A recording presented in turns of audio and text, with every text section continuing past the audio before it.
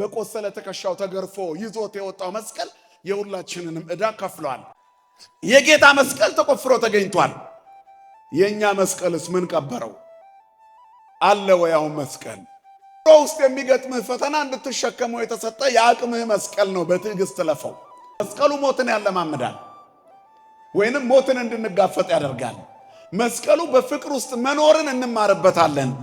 መስቀሉ እግዚአብሔር ዓለምን እስከ ድረስ ከየትኛው ጥግ እንደወደደ እንገነዘብበታል። ክብራቸውን ትተው ማንነታቸውን አዋርደው ለግንፍል ስሜታዊነት ክቡር ሰውነታቸውን ወደ ሸቀጥነት ለውጠው በማግስቱ በውድ መኪና ቢሄዱ ምን ጥቅም አለው? ለምድራዊ ጥቅም ብለን ማይተባችንን ብብታችን ስር የደበቅ ነው። ለዕለት እንጀራ ብለን የዘላለም ቤታችንን የዘጋ ነው። ዕለት እንጀራ ብለን የዘላለም ሕይወት እንዳይዘጋብቅ ለአንድ ቀን ብለሽ የዘላለም ሕይወትሽ እድሜሽ ገፋ ሲል የምታፍሪበትን አሁን በልጅነትሽ አታድርጊው።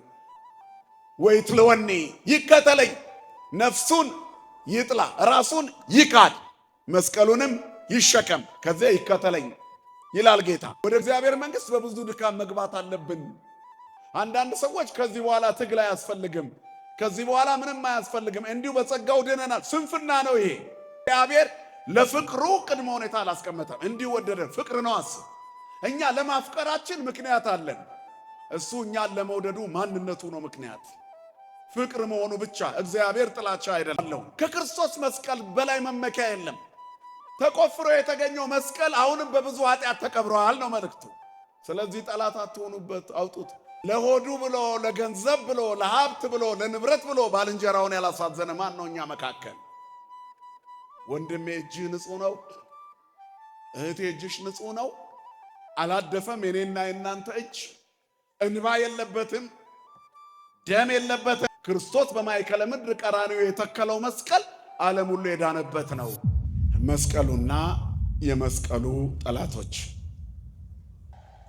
መስቀሉ የተሻገርንበት፣ የእግዚአብሔር ልጆች የሆንበት፣ ከዲያብሎስ ቁራኝነት ነፃ የወጣንበት፣ አዲሱን ልብስ የለበስንበት፣ ወደ አዲስ ሕይወት የተሻገርንበት፣ የሞትን ማሰሪያ የክህደትን ቋጠሮ የፈታንበት፣ በአዲስ ማንነት ቆመን አዲስ ሀገር ያፈራንበት ነው። መስቀሉ አዲስ መስቀል ለኛ እንድንይዝ እንድንታጠቅ ስልጠና የወሰድንበት ነው። የክርስቶስ መስቀል ማሰልጠኛ ጣቢያችን ነው ለኛ። ከመዳኛችንም ባሻገር ልጅነት በአዲስ ልጅነት ከመቆማችንም ባሻገር ለአዲሱ ሕይወት መነሻችን ነው። አንዱ ስለ ሁሉ ሞተ ይላል መጽሐፍ። ስለዚህ ብዙዎች ደግሞ ስለ አንዱ ይሞታሉ ማለት ነው። ሁሉም እንዳንል ዓለም ሁሉ ቢድንም ዓለም ሁሉ አልተከተለውምና። ክርስትና ነፃነት ነው። እግዚአብሔር ፈቃዳችንንና ስሜታችንን ነጥቆ የሚገዛ አምላክ አይደለም። ነገር ግን የልብ መሻት ሁሉ የእርሱ ስላልሆነ ሰው ፈቃድ ተሰጠኝ ብሎ በኃጢአት እንዳይኖር ግን መንገዱን ያሳየናል። በዚህ ዓለም ላይ ስንኖር ሁለት ዕድል አለን፣ አለመፈተንና መፈተን። ፈተና መብት ነው፣ ውጤት ግን የማይቀር ነው። ከፈተና መሸሽ ይቻላል፣ ውጤቱ አለመገኘት ነው። ፈተናውን ተጋፍጦ ድል ማድረግ ግን ባለ ሽልማት ያደርጋል ማለት ነው። አንድ ተማሪ በትምህርት ገበታው ቆይቶ ከዛ ይፈተናል። ደቀ መዛሙርቱም የመጨረሻው ከጌታ ጋር የቆዩበት ዘመን ካበቃ በኋላ የአዲስ ኪዳኑን ሕይወት ሲጀምሩ መስቀሉ በዚህ ዓለም ላይ መንፈሳዊ ሕይወታቸውን የሚያጠነክሩበት ማሰልጠኛ ያደረጉት። የክርስቶስ መስቀል ጠላቶች ደግሞ የሚደርስባቸውን ክፋት በመንፈሳዊ መነጽር የሚያዩበትን ጸጋ ተጎናጸፉበት። ስለዚህ መስቀል ጸጋ ነው፣ መስቀል ኃይል ነው፣ መስቀል ክብር ነው፣ መስቀል ሰላም ነው፣ መስቀል ድል ነው። እግዚአብሔር በድል እንድንኖር ሁላችንንም ይርዳን። ስለዚህ መስቀል ነው እንግዲህ ሐዋርያው ቅዱስ ጳውሎስ የሚናገረው።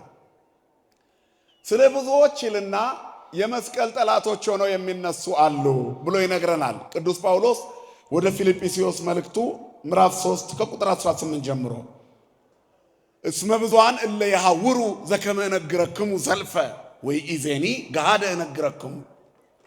አስቀድሜ ነግሬያችሁ ነበር። ከክርስቶስ መስቀል ትምክህት ሌላ ነገር ከኔ ይራቅ ብሎ ተናግሯል። የመስቀሉ ቃል ለሚጠፉት ሞኝነት ለምንድነው ኃይላችን ነው ብሎ ተናግሯል። ያለ መስቀል የሚገባ ገነት የለም ብሏል። ቅዱስ ያሬድም በመስቀሉ አርሃወ ገነተ ይላል። በመስቀሉ ገነትን ከፈተ ይላል። መስቀል የገነት መግቢያ ቁልፍ ነው። ክብርና ምስጋና ለአምላካችን ለእግዚአብሔር ይሁን። ስለዚህ ይላል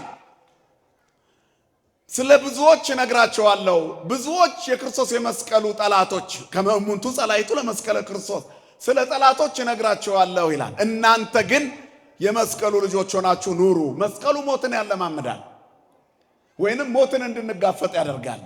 መስቀሉ በፍቅር ውስጥ መኖርን እንማርበታለን። መስቀሉ እግዚአብሔር ዓለምን እስከ ድረስ ከየትኛው ጥግ እንደወደደ እንገነዘብበታለን። መማሪያችን ነው፣ ትምህርት ቤታችን ነው፣ ማሰልጠኛችን ነው መስቀል።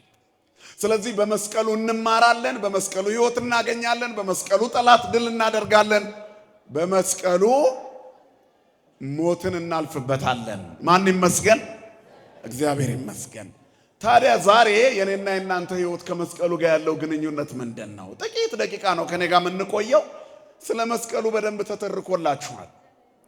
አንዲት ሴት በክርስትና ያልነበረች በሳጥን ታስራ የተጣለች ሴት ፈልጋ መስቀሉን ያወጣችበት ቀን ነው ዛሬ። ዛሬ ቀኑ ስንት ነው? 10 ምን 10? መቼ ነው ቁፋሮ የተጀመረው? በቃ ታሪኩን በደንብ ታውቁታላችሁ። ኢሳይያስ ምን ይላል በትንቢቱ? እግዚአብሔርን ፈልጉት ሲቀርብ ጥሩት ይላል። እሌኒ ንግሥት መስቀሉን ስትፈልግ ኖራለች፣ ስትናፍቀውም ኖራለች። ጠላቶቹን ድል የሚያደርግበት በደመና የመስቀል ምልክት ልጇ ቁስጠንጢኖስ እስከሚያይ ድረስ በጸሎት ተግታለች። የክርስቶስን መስቀል በልቧ ተሸክመው ኖራለች። መከራውን እያሰበች በፍቅሩ ተጠምዳለች። ሰማይ የተከፈተበትን መስቀል በሰማይ ሰሌዳ ላይ እያየች ኖራለች። ለልጇም ዓለም ድል የሚነሳበት የእግዚአብሔር መሆኑን የሚገልጥበት ጠላቶቹን የሚያሸንፍበት ኃይሉ መስቀል እንደሆነ ነግረዋለች።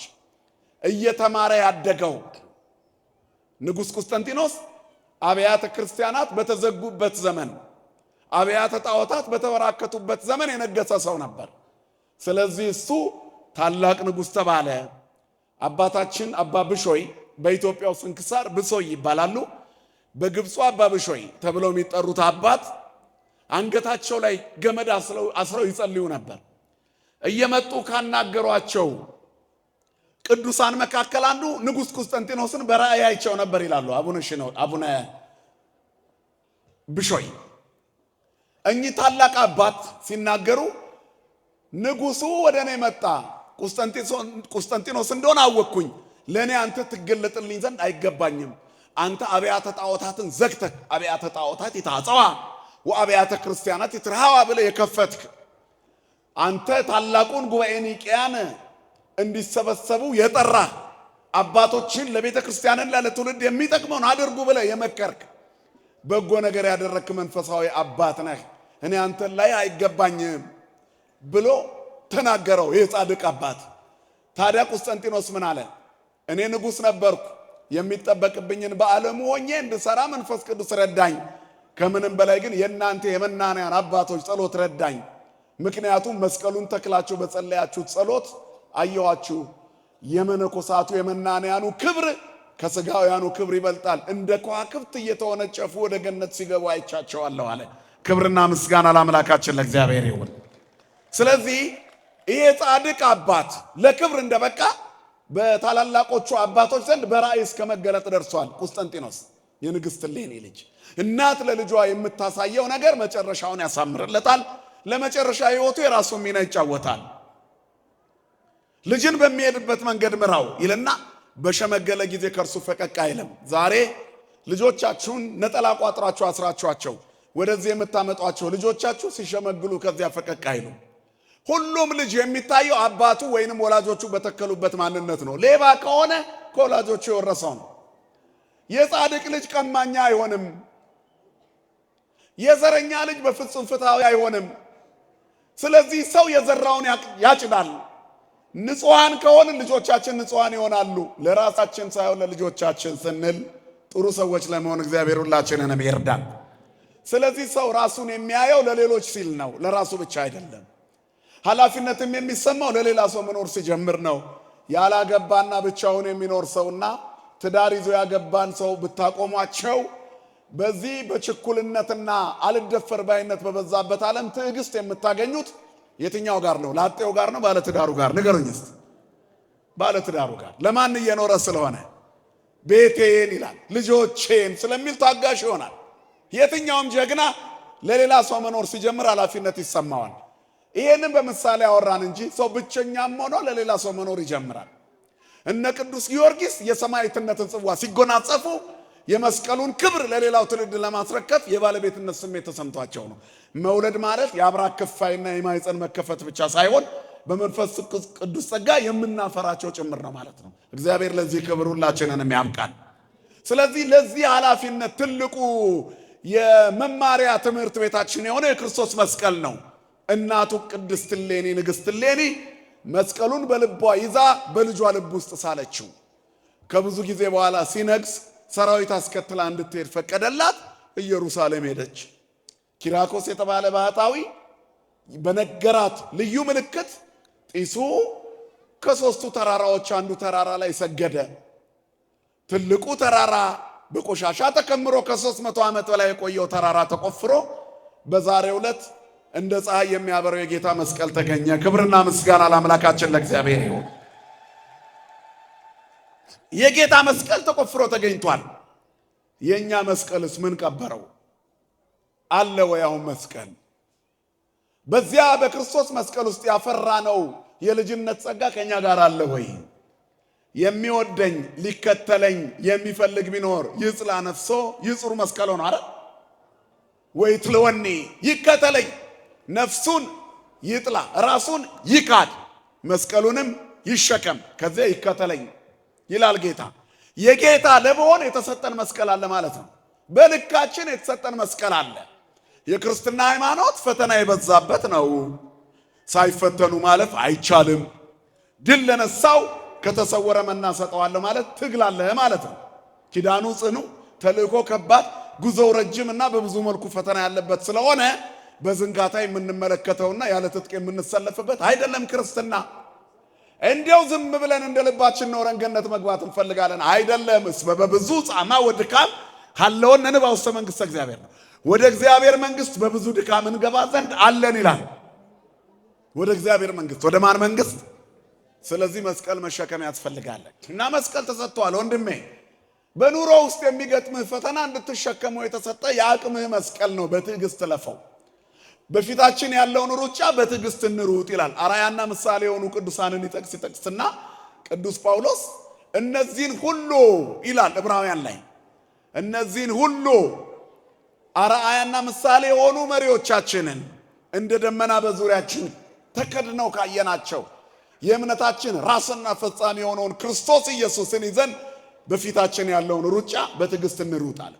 ስለ ነገሥታቱ፣ ስለ ቅዱሳኑ፣ ስለ ነቢያቱ፣ ስለ አባቶቻችን፣ ስለ ሊቃውንቱ፣ ስለ መናንያኑ እነዚህን ሁሉ አስበን እነዚህ ሁሉ የተከተሉት ክርስቶስን ስለሆነ እነሱ እንደተከተሉት እንከተል። ተመሰሉ ኪያየ በከመ አነ እትሜሰሎ ለክርስቶስ አምላኬ፣ እኔ አምላኬ መድኃኒቴ ሕይወቴ ክርስቶስን እንደመሰልኩት እናንተ እኔን ምሰሉ አለ ቅዱስ ጳውሎስ።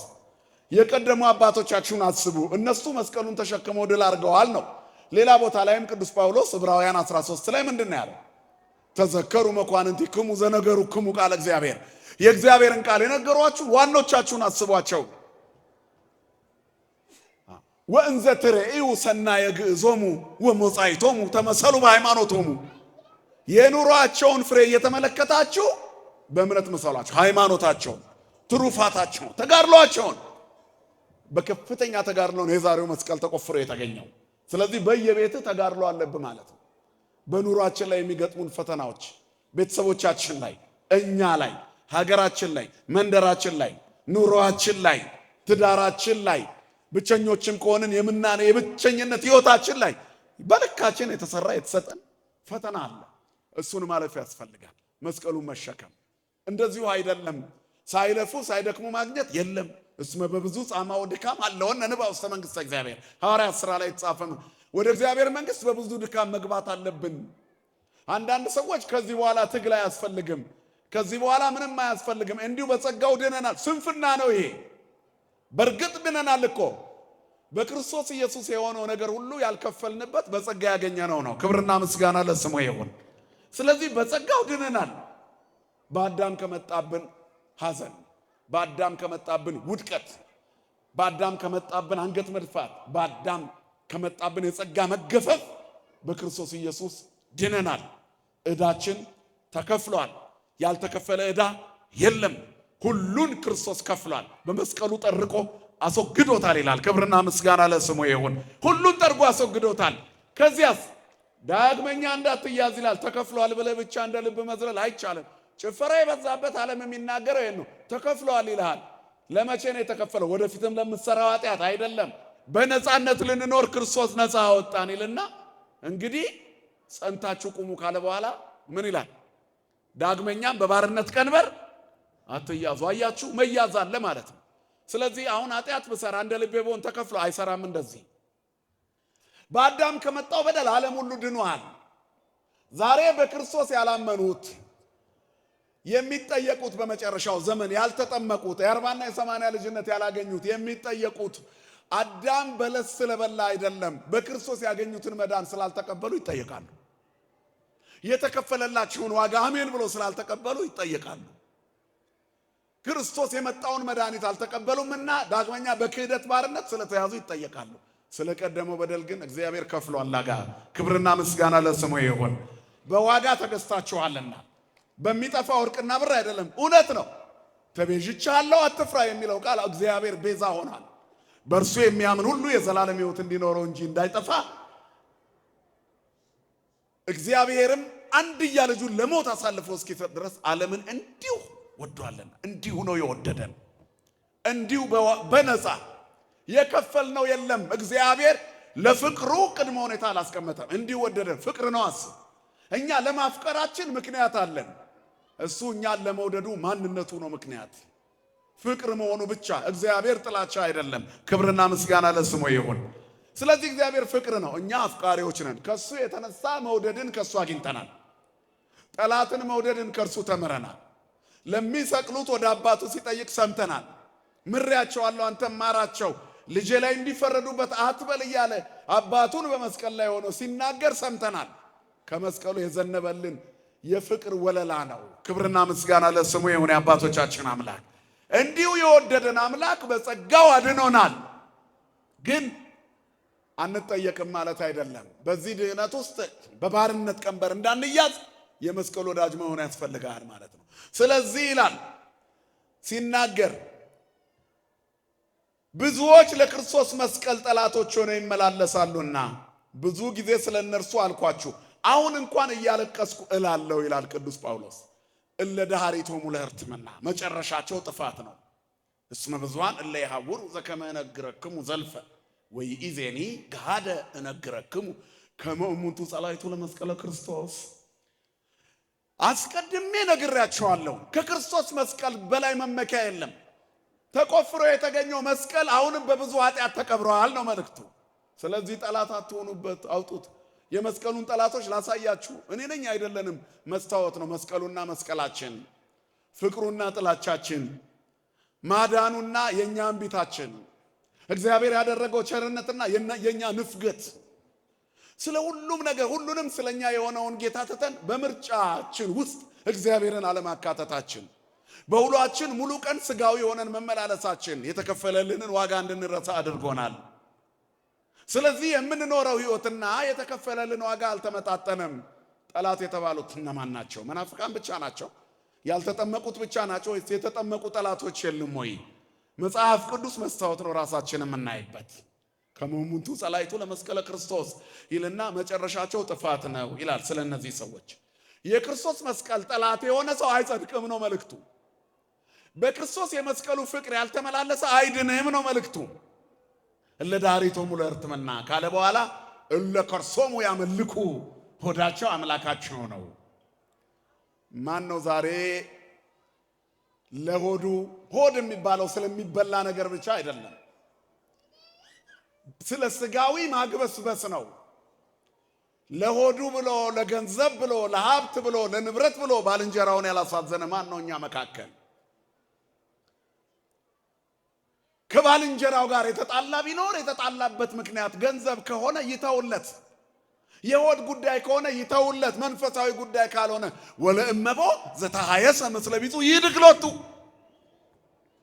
ይላል መጽሐፍ። ማን ነው ለባልንጀራው የሚተው? ባልንጀራው ላይ በሐሰት ያልማለ ማን ነው? መኑ ያድር ውስተ ደብረ እግዚአብሔር ብሎ ወመኑ ይቀውም ውስተ መካነ መቅደሱ። በእግዚአብሔር ተራራ ላይ ማን ያድራል? በቅድስና መቅደሱ በሰማይ ባለ መቅደሱ ፊት የሰማይ የእግዚአብሔር መንግስት መገለጫ በሆነች ተዋህዶ ፊት ማን ይቆማል? ዘንጹህ ልቡ ወንጹህ ደዌው። ልቡ ንጹህ እጁ ንጹህ የሆነ ወንድሜ እጅህ ንጹህ ነው፣ እህቴ እጅሽ ንጹህ ነው። አላደፈም የኔና የናንተ እጅ፣ እንባ የለበትም፣ ደም የለበትም። አልገደልኩም ትል ይሆናል። ማህበራዊ ትስስር ላይ ያስቀመጥከው ጥላቻ አንዱን ሰው አስገድሎታል። ያነበበ ሰው ደሙ ፈልቶ አንተን ሲያጣ አንተ የዚህ ዘር ነህ ብሎ ሲፈርጅ ምስኪኑን ደፍቶታል መንገድ ላይ። ስለዚህ አንተም እጅ ላይ ደም አለበት ማለት ነው። ክፉ ነገር ተናግረን ያ ክፋታችን ከበቀለ ተጠያቂዎች እኛ ነን። ሰው የዘራውን ምን ያደርጋል? ያጭዳል። እና ዛሬ በሀገራችን እያጨርን ያለ ነው የዘራ ነው። ጥላቻው፣ ትርክቱ፣ ተረቱ፣ ስድቡ፣ ውሸቱ በሙሉ የዘራናቸው ናቸው። መድኃኔዓለም እነዚህን አረም ነቅሎ ያስወግድልን። በፍቅር እንዳንኖር እንቅፋት የሆነብን ንጹህ አለመሆናችን ምልክት ነው። ስለዚህ የልብ ንጽህና ይፈልጋል እግዚአብሔር፣ እጃችን ንጹህ እንዲሆን። ይህን የፈጠረው ምንድን ነው? ሆዳምነት፣ ምድራዊ ሐሳብ ሆዳምነት፣ ስጋዊ ሐሳብ ሆዳምነት፣ ገንዘብን መውደድ፣ ስልጣንን መውደድ፣ በስልጣን መመካት፣ በዘር መመካት፣ ጎጠኝነት። ሆዳቸው አምላካቸው ነው። ከማተባቸው ይልቅ ዘረኝነታቸው አይሎ ይታያል። ሆድ የተባለው ይሄ ነው። ጊዜን ተገን አድርገው ባልንጀሮቻቸውን ያሳድዳሉ። ሆድ የተባለው ይሄ ነው። እለ ከርሶም ያመልኩ፣ ሆዳቸውን ያመልካሉ፣ ዘራቸውን ያመልካሉ። ግርግር በበዛባት ዓለም ላይ እየረሳን ነው እንጂ በሀገራችን ውስጥ እኔ ዘሬ ከሃይማኖቴ ይበልጥብኛል ያሉ አክቲቪስቶች ሰምተናል አይደለም እንዴ? እነዚህን ነው እለ ከርሶም ያመልኩ። ትንሽ የደንብ አስከባሪ ስልጣን ሲያገኙ የቤተ ክርስቲያን አካባቢ ያሉ ጧፍ መሸጫዎች ካልፈረሱ ብሎ የሚሮጡ አሉ። እለ ከርሶሙ ያመልኩ። ጊዜን ተጠቅመው ቤተ መቅደሱን የሚገፉ እለ ከርሶሙ ያመልኩ። ሆዳቸው አምላካቸው። ለቤተ ክርስቲያን ያላቸውን ጥላቻ የቤተ ክርስቲያን ልብስ የለበሱ ወንድሞችና እህቶችን በማንገላታት ጊዜን ተጠቅመው የሚጠቀሙ ሆዳሞች እለ ከርሶሙ ያመልኩ። እነሱ ማን ናቸው አለ? የመስቀል ጠላቶች ናቸው። አይሁድ ብቻ አይምሰላችሁ፣ የዘመኑ አይሁዶች እኛም ነን። ባልንጀራን ስታሳድድ ሆድህን አምልካል። ቅድስናው ተራራ ላይ ልቡ ንጹህ እጁ ንጹህ። ልብ አድርጉ። ልቡ ንጹህ፣ ቂም የሌለው፣ በቀል የሌለው፣ ክፋት የሌለው፣ ተንኮል የሌለው፣ ዘረኝነት የሌለው፣ ምቀኝነት የሌለው እሱ የመስቀል ወዳጅ ነው። የመስቀሉ ጠላት ከመሆን ይሰውረን መድኃኔዓለም። ስለዚህ በዚህ መስታወት ራሳችሁን እዩ። በእውነት አንቺ የመስቀሉ ወዳጅ ነሽ? ዘረኝነት የለብሽም? ወደ ራስሽ አታደይም? ከጎንሽ ያሉትን አልናቅሻቸው?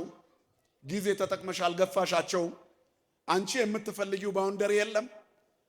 መስቀሉስ ማዕከለ ምድር ቀራንዮ ሆነ የቆመው ያየ ሁሉ ይድናል። የዳሰሱት ሁሉ ዳኑ። መስቀሉን ያዩ ሁሉ ተለወጡ። መድኃኔዓለም ይለውጠን ሁላችን።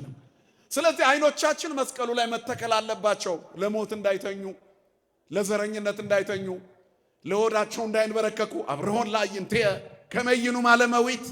አቤቱ ለሞት እንዳይተኙ አይኖችን አብራ ይላል ዳዊት። ሞት የተባለው ሆዳምነት ነው። ገንዘብ፣ በገንዘብ መመካት፣ ዘረኝነት፣ ክፋትና ተንኮል፣ ምቀኝነት፣ ጎጠኝነት፣ ጊዜን ተጠቅሞ ባልንጀራን መጉዳት። እነዚህን ነው ሆዳቸው አምላካቸው ያለው። የኔና የናንተስ? እግዚአብሔር በቃሉ መስታወት ሁላችንን የሚያስተምረን። ክብራቸው በነውራቸው ነው። ወክብሮሙ ሐሳሮሙ። ነውር የተባለ ነገር አሁን ሚዲያውን አላጥለቀለቀውም እንዴ? ፌመስ የሚኮንበት መንገድ ነውር ሆኗል። ቀላል መሰላችሁ? እንደ ተራ ነገር አትዩት። ሴት እህቶቻችን ትንሽ ሳንቲም ለመለቃቀምና ኑሯቸውን ለመኖር ብለው ላያቸው ላይ ጣቢና ሊጥ እየደፉ ሚዲያ ላይ ቁጭ ብለው የሚታዩት መላ ሰውነታቸውን ገላልጠው ተዋርደው የሚታዩት ለምን ይመስላችኋል? በምድር ላይ ያለ ስግብግብነት የፈጠረው ማንነት ነው። ስለዚህ ክብራቸው በነውራቸው ነው አለ። በነውራቸው አጊጠው ለመሄድ በነውራቸው ወጥተው ሲሄዱ ታያቸዋላችሁ። እርቃናቸውን ክብራቸውን ትተው ማንነታቸውን አዋርደው ለግንፍል ስሜታዊነት ክቡር ሰውነታቸውን ወደ ሸቀጥነት ለውጠው በማግስቱ በውድ መኪና ቢሄዱ ምን ጥቅም አለው? ቀን ላይ ማታ እርቃናቸውን ልናያቸው ነው። ስልካችንን እንደው ባንሸራተት ነው ቁጥር የምናየው የሀገራችንን ገመና ነው። የስድብ ቃላቶች፣ የነውር ቃላቶች፣ ያልተመረጡ ንግግሮች፣ እናትና አባት የሚያሳፍሩ። የሚቀጥለው ትውልድ ከዚህ ከተማረ የሚያዝ ትውልድ አይኖርም። እግዚአብሔር የተሻለ ዘመን ያምጣልን። ስለዚህ መስቀሉ ተቆፍሮ የተገኘው እነዚህን ቆሻሻዎች ለማራገፍ ነው። አይሁድ የሸፈኑት በሚታይ ቆሻሻ ነው። እኛ በስውር የዘረኝነትና የሆዳምነት ቆሻሻ መስቀሉን ቀብረነዋል። ጎትቱና አውጡት። ብዙዎች የመስቀሉ ጠላቶች ሆነው ይመላለሳሉ የተባለው እኔና አንቺ ነን እህቴ። ለምድራዊ ጥቅም ብለን ማይተባችንን ብብታችን ስር የደበቅ ነው። ለዕለት እንጀራ ብለን የዘላለም ቤታችንን የዘጋ ነው። እሱ መንግስቶ ወጽድቆ መንግስቱና ጽድቁን ፈልጉት ሌላው ይጨመርላችኋል። አስቀድማችሁ መንግስቱን ፈልጉ።